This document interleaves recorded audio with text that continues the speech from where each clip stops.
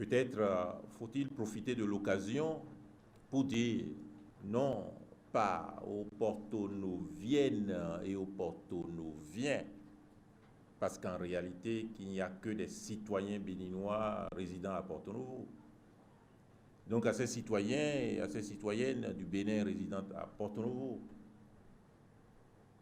que travailler à Porto-Novo ne dépend pas fondamentalement des institutions,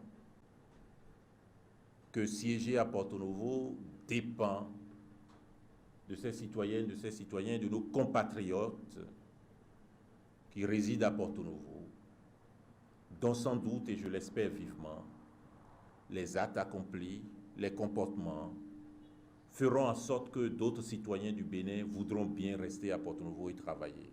Maître Joseph Djogbenou annonce que le tribunal de commerce de Cotonou et la cour d'appel de commerce de Porto-Novo seront installés sous peu. Cette loi a fait évoluer considérablement notre environnement judiciaire au plan des activités économiques en créant 3 tribunaux de commerce. Le tribunal de commerce de Cotonou est créé, le tribunal de commerce d'Abomey, le tribunal de commerce de Parakou. Et puis, en créant 3 cours d'appel de commerce. La cour d'appel de commerce de Porto-Novo, nous y sommes encore, la cour d'appel de commerce de Parakou et la cour d'appel de commerce d'Abomey. Lors de sa prochaine réunion, le Conseil des ministres appréciera les décrets d'application de cette loi qui a été promulguée.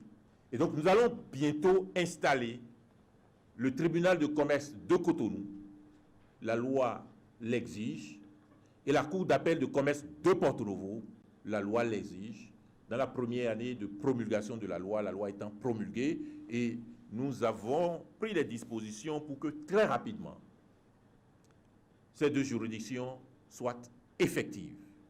Le ministre de la Justice a évoqué la coopération fraternelle qui existe entre le Parlement béninois et l'exécutif, ce qui donne le vote d'un certain nombre de textes de loi importants pour le développement du Bénin.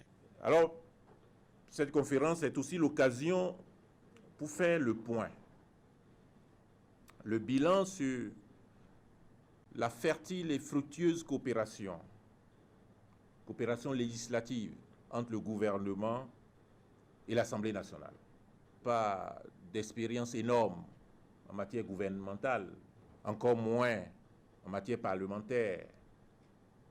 Mais il me semble qu'on recherchera pour longtemps une époque pendant laquelle les relations auront été aussi intenses, non pas seulement intenses, mais fructueuses, mais fertiles.